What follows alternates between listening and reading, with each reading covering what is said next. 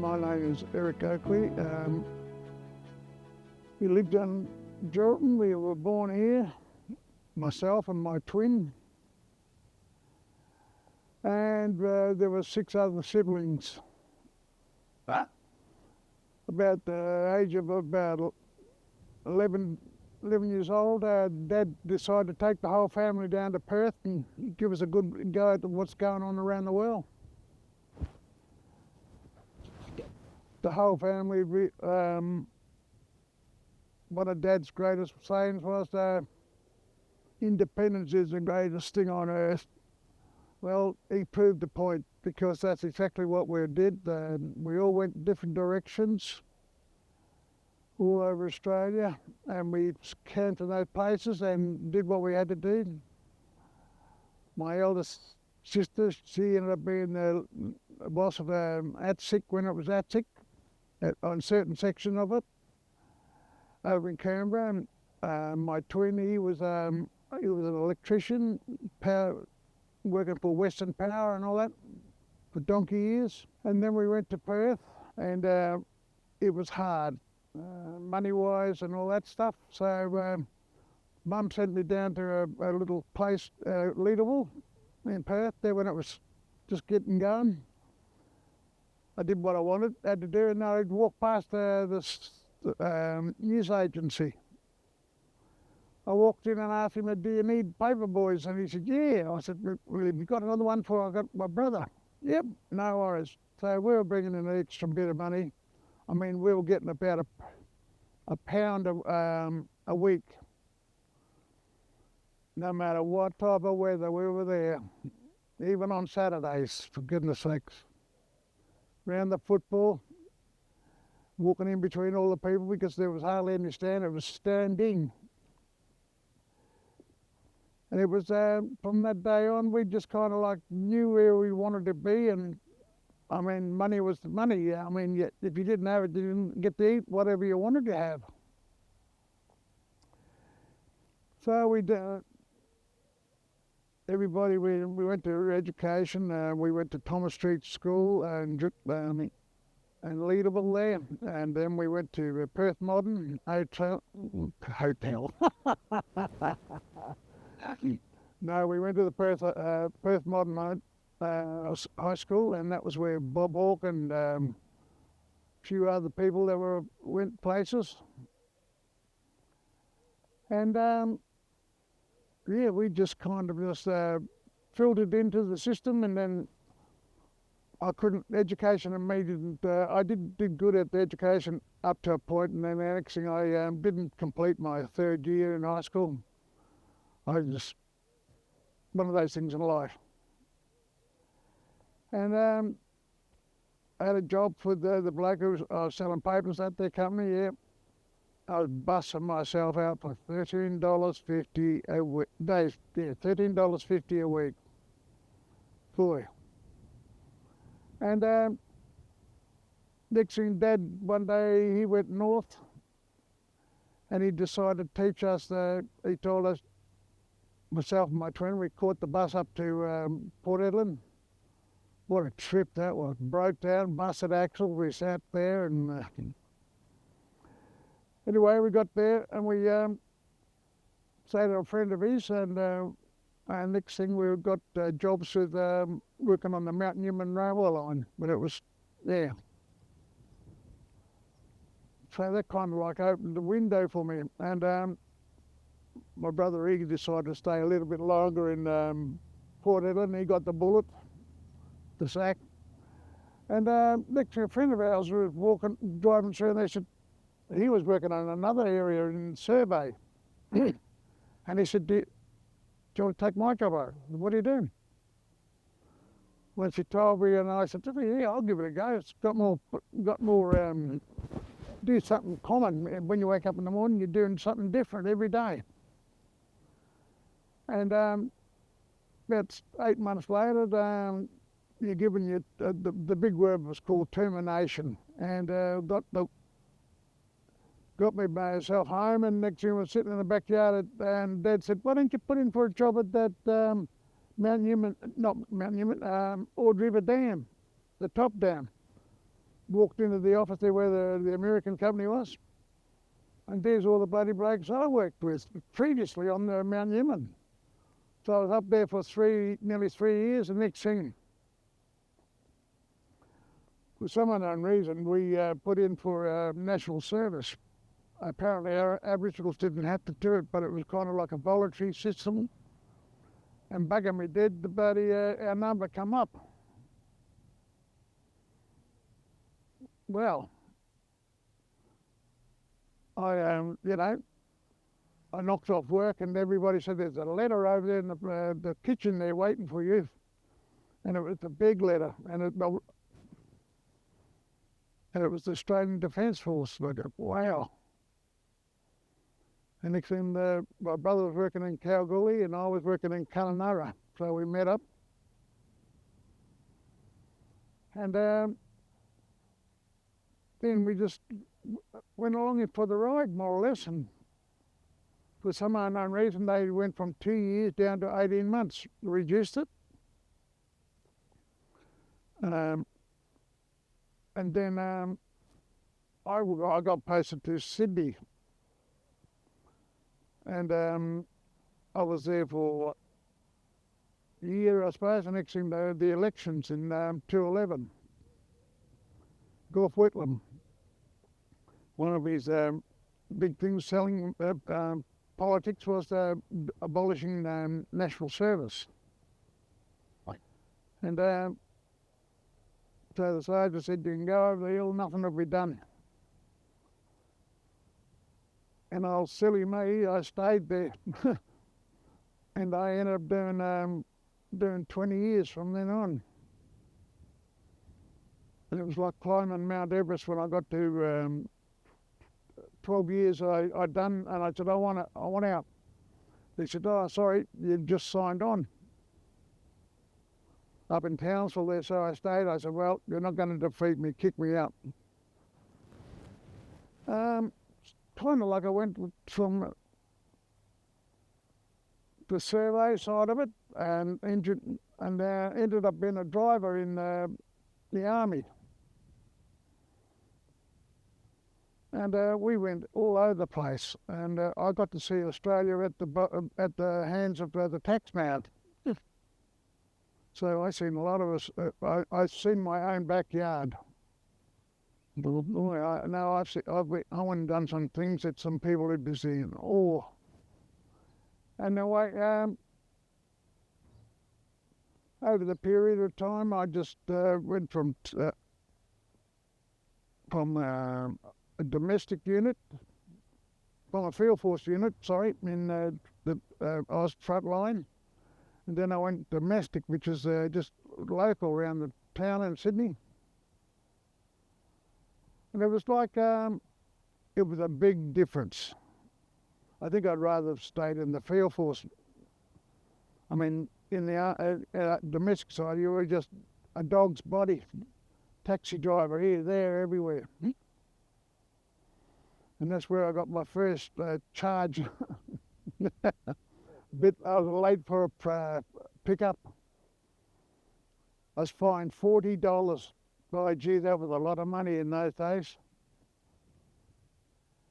And next thing, the Defence Force took their case to the government, and next thing we got a 30% pay rise, which made a lot of difference. Yep. I mean, a can of beer was worth 20 cents in those days. But yeah, and I suppose that's the first place where I've come across racism in that unit. I mean to say, if I heard somebody saying something wrong, it means I'd have to have a fight or punch the piss out of them or something. So I'd done 3 years in the field force unit, and then I went over to, I went and did that's right, I got posted to Albury Wodonga. And then one day I was driving through the big sheds, and I was looking at her. I said, what are you guys doing? And I said, oh, we're in transport. I said, oh, good. What are you doing? But He said, "Oh, our job is to load trains, planes, ships, you name it, and using all that sort of stuff." And I thought, wow, that's what I'm going to put in for. So I ended up with 2 ECNs, different licenses to do whatever, transport and freight handler. Well, that took me up to, after I'd done my time there for a little while in Wodonga, and I got posted to Townsville. I spent 3 years there. It was one of the best jobs I ever had in my life. No 2 days are the same.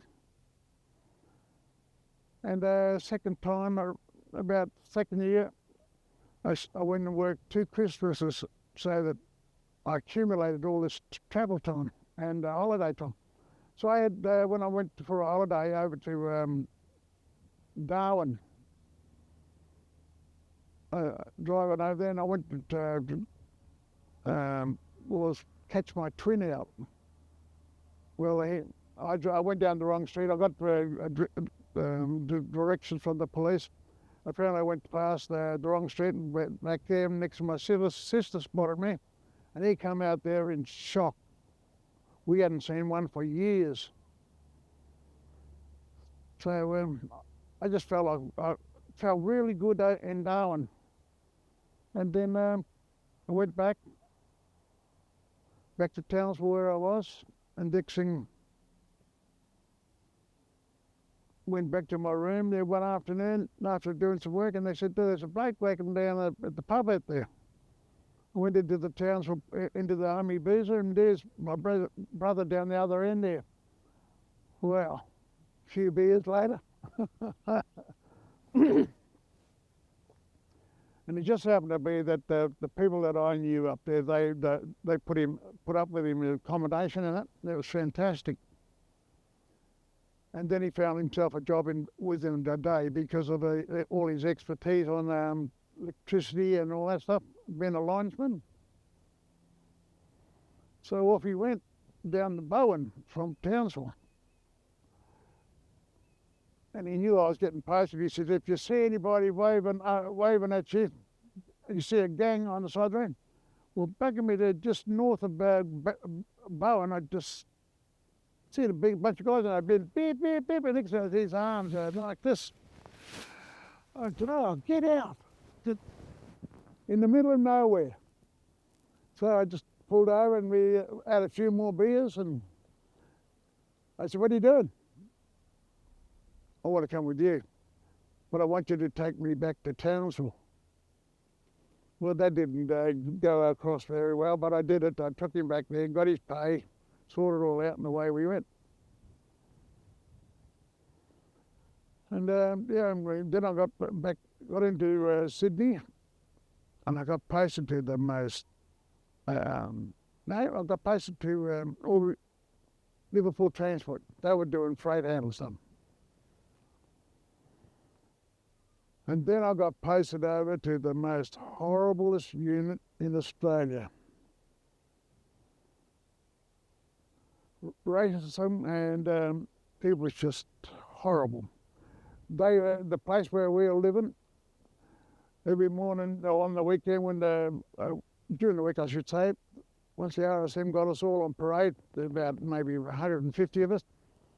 "I know you live in $2 rooms with a $6 million view." We're in the middle head right there. George River and this river, and we're right there. All the ships and submarines used to go past while we were there. But every morning you go to work and you just hear the racism, because just up the road was the what do you call them up? Foreign affairs. And everybody from all over the world were there going, doing their whatever they had to do. And they were queuing up for food and everything. You could hear they must think people got no sense. But if they start a fight, next thing they're out of the country, and I just stood there, I just felt like, I wish I had the guts to go, "King, eat them." And it was just everywhere. I used to go to go to my bedroom and Debbie Nixon jumped in my bed and the bastard thing was short-sheeted. You know, it was just horrible. And there it again, comes again, fucking, it was following me like a fucking disease. Short-sheeting, sewing up my fucking sleeping bag. And then we went on one exercise down to Benalla in Victoria. Same fucking thing again.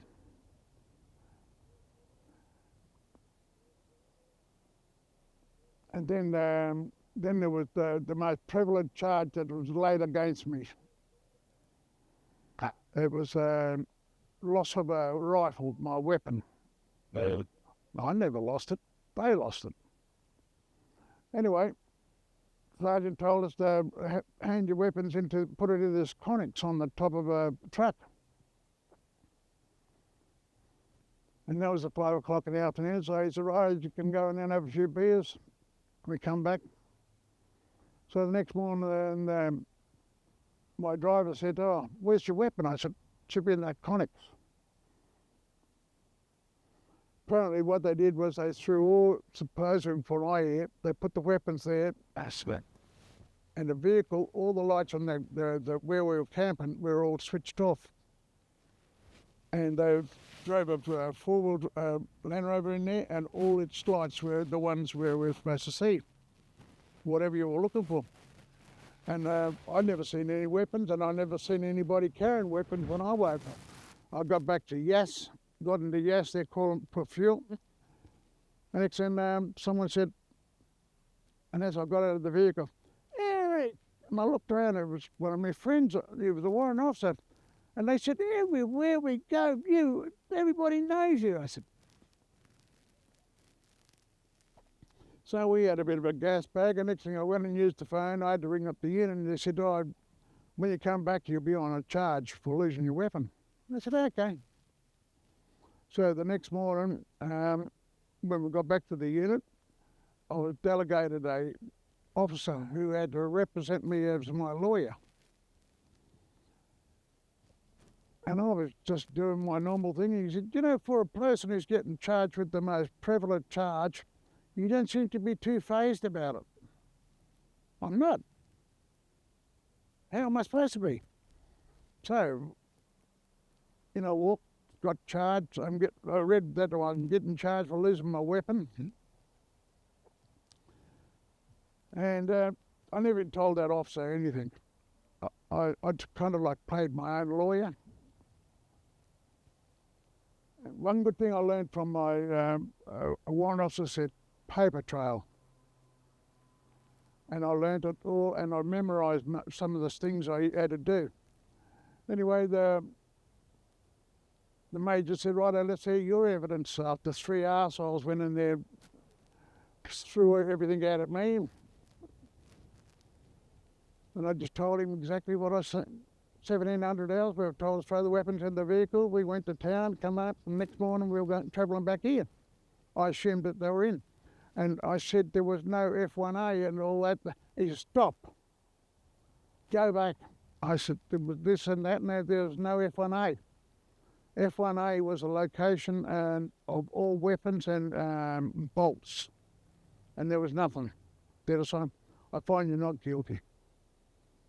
So I beat that, and everybody was gobsmacked. Anyway, I went down to ended up, got charged, and then I had to go down in front of the colonel.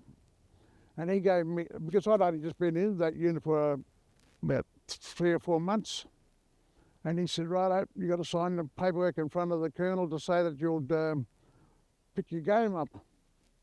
I said, I'm doing my game. I said, I'm doing my job. I said, but you got assholes. I didn't tell them that all the sergeant I had and the officer, they were so pathetic. They let the kids, let them all run over them. Too short. Anyway, so I went to the colonel, signed the paperwork. From the colonel, I walked over to the RSM's office. And next thing, the phone call rang, and he said, so he took it in the other room. And I said, doing the dance with my feet, and I said, "You got to get out of this unit, Eric. You just got to get out of there before you do something to yourself and become one of them arseholes." So the RSN come back in the office. He said, "Well, what are you going to do?" "I'm handing my rank." No, no, no, no. I said, "I'm handing in my rank. I want out of this unit." So I went in front of the CSM and I was cleared of the unit within an hour. I just want out of there. It was the most horrible, despicable unit. I don't know how people can wake up in the morning and think they've got to crucify fellow soldiers, people they don't even know apart from being in the army. There might have been 20 or 30 good people, just respected other people, but these are all young hairy asses who were 20 years of age, if that, and just left mum, got off the tit and went in the army and didn't bring the manners with them. Anyway, so I kind of like it. It was the best thing I'd done. And I went back to the unit that I used to, and the major there, him and I knew him when he was a sergeant major. And I just told him that I'm back, and he said, "What are you doing there? I thought you were posted." So I told him the story, and next thing I told him that my mother was very sick.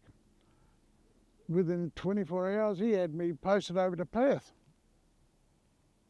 Well, I went over to Perth, and then I come back a week later, and he said, "I thought you were staying in Perth." He said, "No, I had to come back and pick my car up and all the stuff." He said, "Oh, okay." So I drove over there to Perth and took my time, and then I come into Perth Transport Unit. What a pack of arseholes. There was 2 or 3 corporals. They just like, you just knew they were talking about Aboriginals or the Chinese, or, you know, they were just fucking born arseholes. I can still see the pricks' faces. Anyway, I just did my job there, and they found out that I had 2 trades, so I used to do the other job while being a tradie while the corporal went on Easter leave, holidays or whatever. Anyway, one day I just went to work, and I went out to this place, the Palmerston Barracks there, and picked up all the stores. The next thing they said, "Oh, you're not doing that job anymore, you're doing another job." So, next thing this person, no names, "What am I doing?" I said, "See those boxes there? There's 10 boxes to each pallet, but I scattered them around the load there so that they can fit in the load." And he carried on, and I jumped up on the load, and I'm just screaming at him. So they all run outside. All the people come out from the inside the building. So I walked in the order room, and I said, "I want my long service." "You can't get it." "Why?" "Canberra's got to okay it." I said, "Get it." Bam. Got my long service, and away I went up to Kalgoorlie. I only lasted, 4 days. And next thing, my sister came to my brother's house, and next thing I tried to talk to her, next thing I just bursted out crying.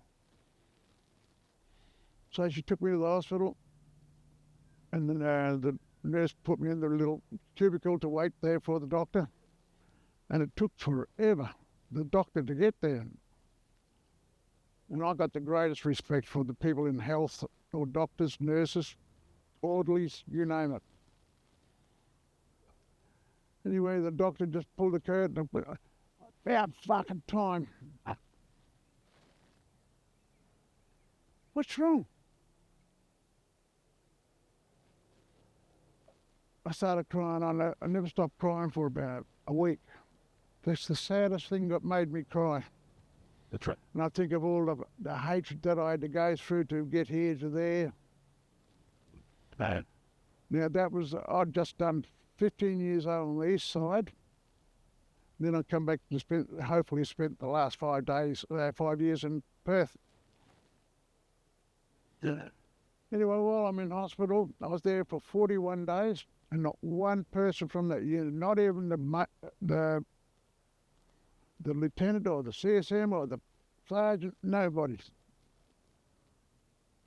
I ended up with depression.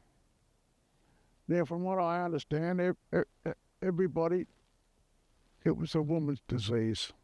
If you had depression, men didn't get it. And if you got it, you were classed as a malingerer. Didn't want to do your job. So anyway, I went back to the unit, and I couldn't work with the vehicles because they didn't trust me because of still drugs and all that shit. So I was doing the dog's body job around the place, lawn mowing and all that.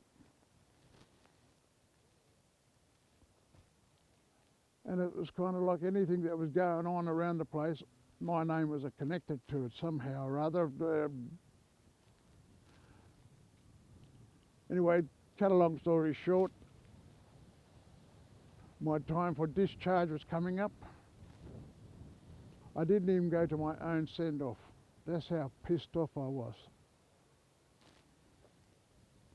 I mean, that is disgusting. I mean, you don't get to learn about how good you were and with the connections to all the soldiers. But when you've got people like from the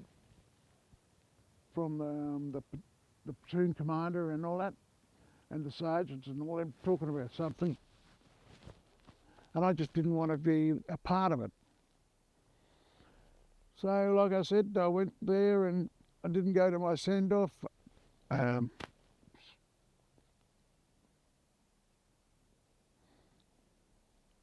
then I got out of the army. Then I had to fight veteran affairs. I'd done 20 years, and next thing, I got all these injuries. I mean, injuries that if you wanted to do something, my kneecaps are gone, my hips, my spine. I landed on my back off the back of a truck.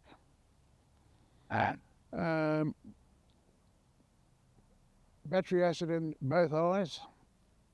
So my eyesight's still a bit twitchy. What else? Yes, so we got out of the army, and next thing, I decided I'm sitting there, and 2014, my sister and our cousin were walking together in town here. My sister keeps an eye on everything going around. And she said, there's a section on that West Australian there about soldiers who come and suffered abuse. I thought, nothing much of it. So then she said, 2 or 3 weeks, have you done it? Okay, I'll find out. So I rang up and I got the paperwork and I signed it. What it was, all the abuse that I suffered. And yes, so they 2014, they paid the biggest amount was $50,000, depending on your story and your grief that you're going through. So I got the 50,000. That's it. But what had happened was, 1 arm's length from me, where I sat at my table to have my meals in it, was all the stuff from the army. I never stowed it away somewhere. It was right there. Anyway, 2022, I'm just sitting there watching the news, and it was all about that Corporal Ben Smith. and he's telling it how he sees it. Anyway, it seems like they all wanted the VC medal, but only one person had the courage to do what he had to do. I mean, the first thing, it's like if you either get to be the dog's dinner or the. So I'm listening to him, and then that's it. I went straight down to. I made an appointment to see the RSL personnel. Well, we've got an advocator here. I said, okay, I'll speak to him. So they made an appointment.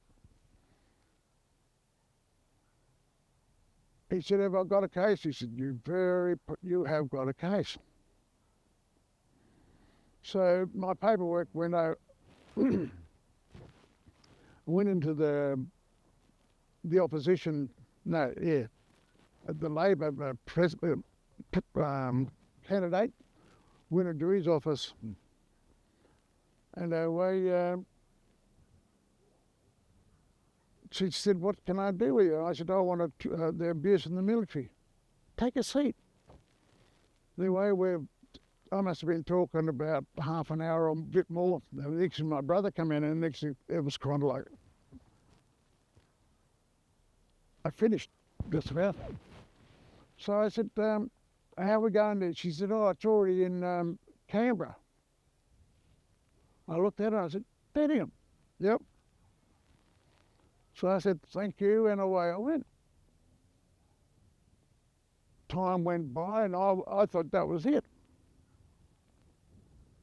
The next thing I started getting all this mail from Canberra, but all different sections.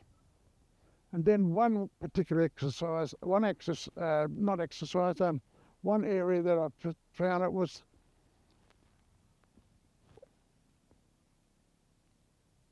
what do they call themselves?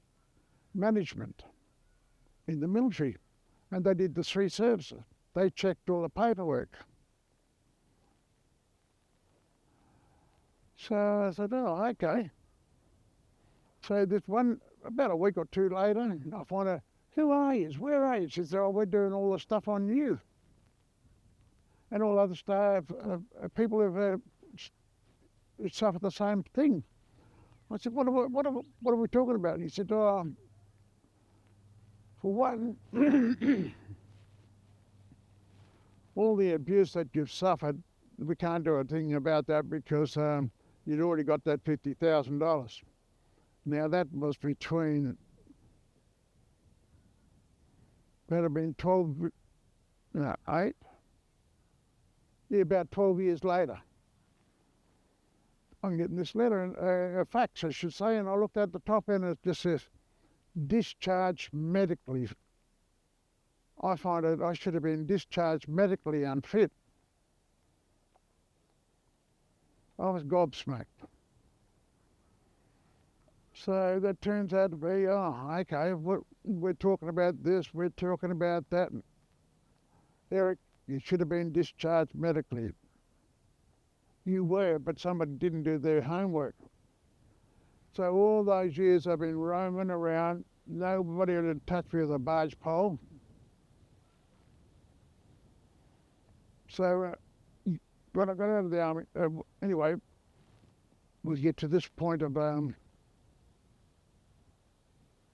Right. So I just said, what are you going to do? What do I have to do? And she said, oh, you'll be right. And next year I get a letter that says, oh, you got a compensation of $970,000. I said, wow. Wow, wow, wow. Couldn't wait to tell anybody in the family, just the excitement. The next day I get a phone call from Veterans Affairs. Eric, that's not all your money. We're taking $200,000. And then I get a letter from the tax department. We're taking 47%.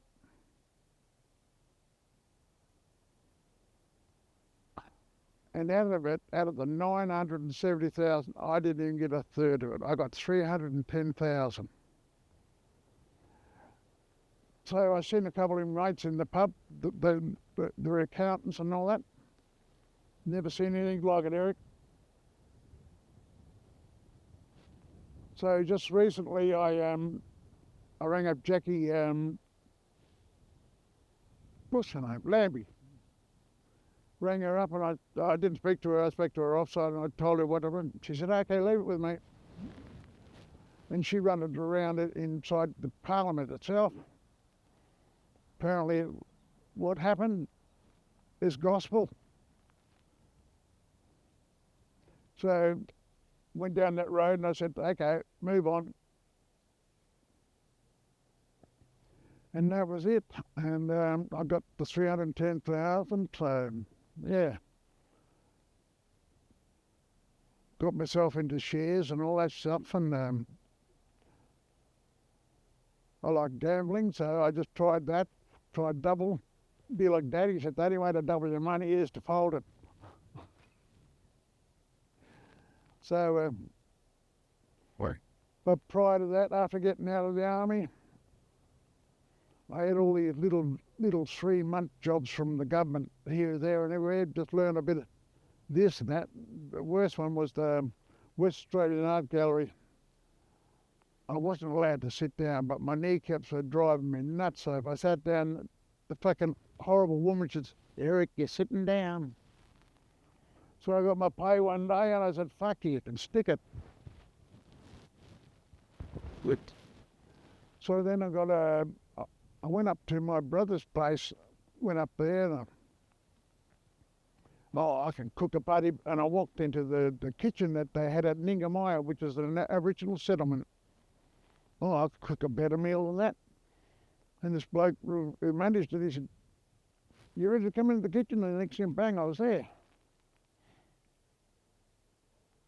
So I kind of like changed the Aboriginal people, try and give them different types of meals, change their recipe and all that. So I worked there for a while. Anyway, then my brother said, "Oh, they're looking for a driver down there for that little school down there." So I went and seen Roy Bright, he's the principal. And he told me this and that, and I said, "Oh, here we go." So I learnt all where everybody was. And this one day he asked me to go back and pick up these people. I said, "No." The kids and I stood out the front there, bipping the horn and everything. They wanted to still be lazy, don't get the child youth ready. You're just bowing to them, whatever they want to do. Anyway, I'm standing there down the track a bit further, and I'm standing next to the pole there watching the two up in Kalgoorlie. And next thing, this bloke walks up to me and he whispered in my ear and he said, "Have you got a resume?" See, and the voice, and it's this old bloke. And I said, "Where are you working?" He said, "Oh, community-based services." I said, "What do they do?" "Oh, looking after prisoners and all that." "Oh, okay."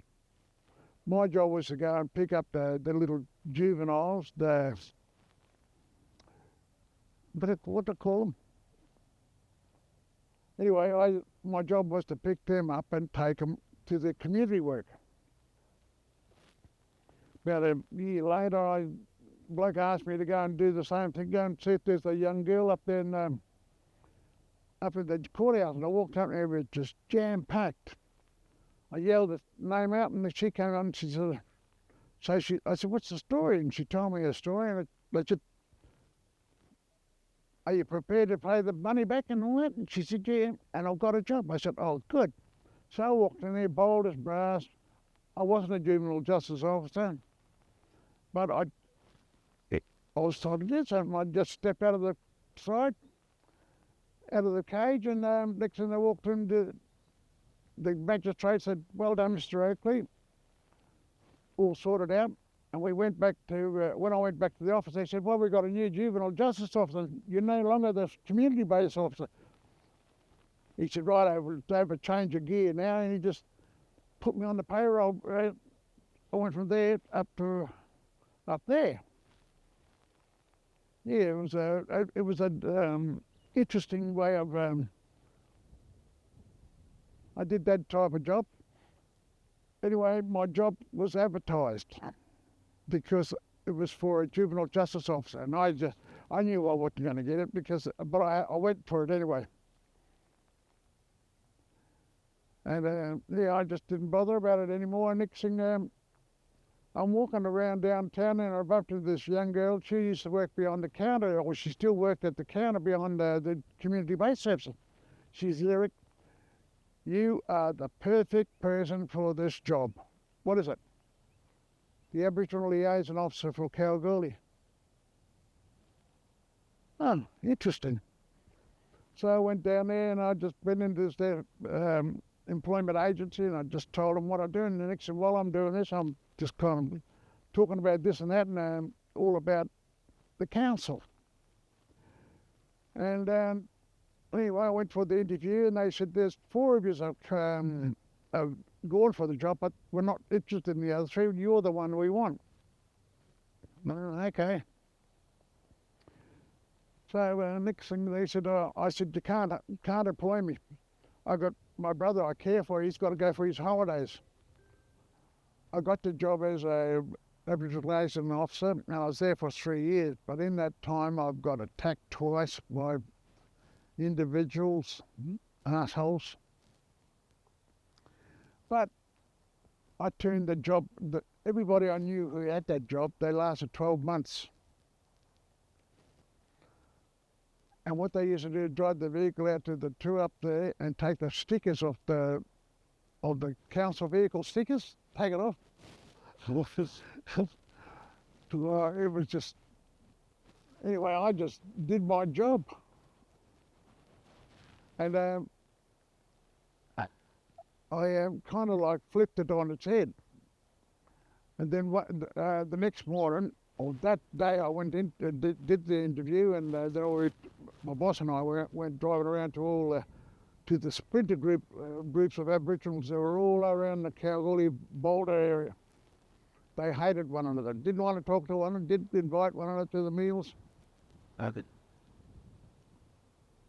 So the next morning, they said, "Righto," the boss I took the boss back, and that was it. And then I went driving around myself, telling him where I was, and he said, "Come back into the office." Come back, and he said, he swung his chair around, and next thing I just walked through the door, and he said, "Do you know what the word autonomous means?" I just kind of have a fair idea. He said, "Well, you got it." Okay. So the next morning I went and I was sitting in the toilet there doing my business, and I hit my hand so hard it was ridiculous. It hurt the prisoners. There's a Goldfield prison right over there, about 10-minute drive. So I made an appointment. I didn't tell my bosses. I made an appointment to see the superintendent. Then I find out I've met him years ago. Okay. Then I told him what I want the prisoners for, and I just said, "Oh, you got them." I walked around to the back there where they were, and they were all standing in 2 ranks in greens, or they're prison greens, and I thought I was back in the army. So I grabbed them and I told them, I said, "If you want to escape, do your own thing. Don't entice others." My boss, when he'd seen me, the phone rang as I drove through into the council yard. The phone rang. "What the fuck are you not doing?" And "Can't see me, get rid of them." I said, "Don't worry, guys, I'll be back and pick you up in an hour." So I went back there and I just told him exactly what I was going to do with them. And he was gobsmacked because he tried to work out, prisoners are going to be a nuisance or problem, you know. Nothing. They were good. You know, they were getting out of the prison, they were doing things, they were not stationary, they were moving, we were moving all over the place, cleaning up Kalgoorlie, the rubbish and all that, everywhere around the railway stations, everywhere, along the roads. Yeah, so like I said, I got attacked twice. And then the last time, the um, the woman who was the HR, she said, frankly, Eric, I'm at my tether with you. And she said that in front of my line-up manager. So I wrote it all down. Everything I did while I was in that place, I wrote down, and it went to That's a paper trail. So then I said, what's happening? Oh, you're not allowed to go out there and do that job anymore. You've got to sit in town in the office and do this and do that, whatever we want. Well, it drove me nuts. They had me going around to see people's houses that had stable yards in the backyard, so I make sure that they fly horse flies and all that stuff. I went to a psychologist, and he put me up there. He just said, righto, you're not going to work for a month, you're still stressed out. And then in the end I just went to a lawyer, and she said, oh, you've got a good case. But it just seemed to be getting nowhere. So next thing, by that time I moved up from Kalgoorlie to Geraldton here. I rang her up one day, the law firm. I said, what are you doing? And next thing I said, she's not doing her job. She is doing her job, the lawyer's, her boss. And she just said, okay. And then one day I was just, I was moving my suitcase around. And I had it for 30 years. And I opened it up to see what was in there. And bugging me dead if I didn't happen to throw in the contract I had with the Kalgoorlie Boulder Shire. I read it, and in the middle was this little fine print. You know, it was all about compensation. So I put in for it, and I got it because my boss was an understanding part of the CEO. Fantastic guy. So I got that, and I was happy then. And then, apart from that other stuff around the military side of it, okay. I don't even think all the hatred that I had from in the army there with the arseholes. I mean, there's some good people there, but there's some deadbeats. How they got to be whatever their rank was, you just got to wonder. I guess I was like Dad. If job's good, you're good. And I stayed for some unknown reason. And that in Townsville, I'd done 12 years, and I just, for some unknown reason, I just said, walked in the order room, and I said, I want out. And they said, no, you can't get out. You've just signed the contract. Okay, you're not going to get me for that other 8 years, I'll do them. And then I got posted to Perth. And the worst part about it, this is what the people that recommended that I get compensation from in the town, in that unit. He said, one of them was a psychiatrist who read the part, because he wrote his statement. He said, I don't understand, why would they send Eric back to over to a School of Health when there's only got 1 year to go? That's how fucking horrible they were. Everybody else, because that's a specialist area. I mean, to get a posting to Perth was winning the lotto, but trying to stay was even, you had to come up with the goods.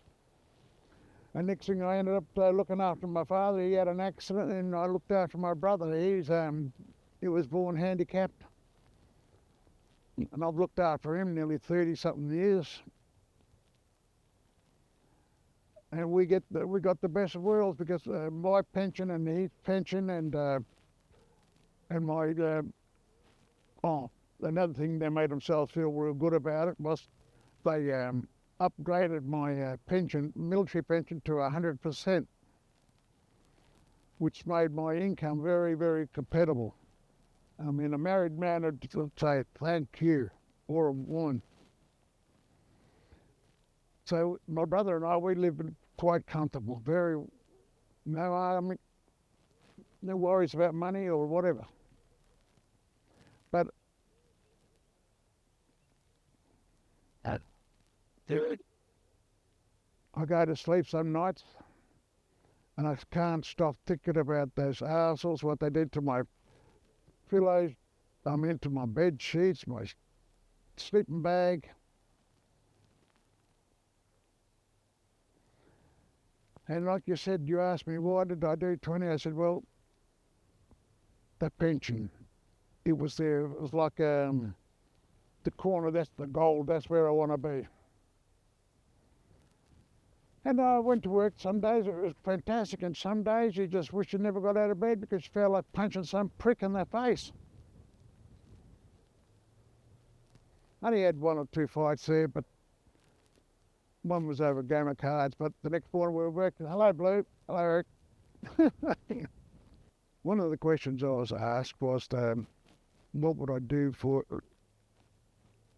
A lot of people have asked me the same question. I wish my son or daughter did what you did, but I don't tell them about the racial side of it, because that's like a stigma. I mean, if you're black, you always got to protect yourself. It doesn't matter whether you're in Jordan here or there or everywhere. Being black, you just got to put up with that shit. The police do it and they'll deny it. That's their business. They've got to have a conscience about it. As for young boys and girls, no job is the perfect job. If it was, it would be a perfect world just about. And look at me, I'm still walking around. I said I got all my injuries, but I said one thing too, and a lot of the police would love to have the compensation that we get. Firemen, they don't get it either. But if you're in the military, you get what you're entitled to. And I said, that's the loophole. It's good that you can look at it and say, oh, gee, I wish I could do that. I said, you know what? If you join at 17, at 37, you get out and you've got a pension for the rest of your life. You can earn $20,000 a week and you still get your pension. Oh. I said, that's about all I can say about all my life in the military. And when I got out, I used my head. I thought about things and how to deal with things. And the one about the police people, the prisoners, sorry, everybody just walked in the pub there and I say, are you the one who's running the prison? I said, yeah. Didn't say a thing, just thumbs up. Yeah, so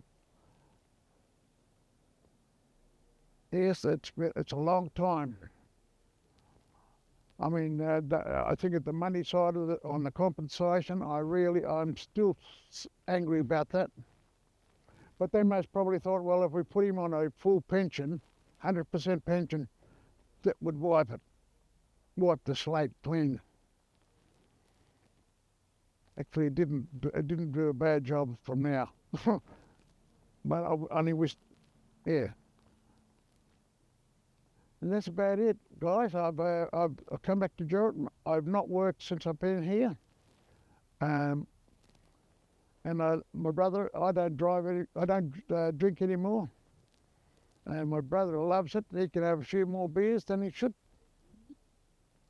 And my twin, well, I miss him like a sore toe. He was in the military as well.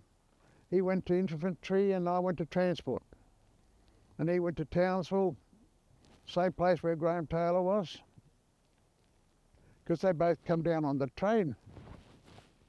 I was on an exercise in Sydney, out at Singleton. I drove in and pulled up near the guardroom.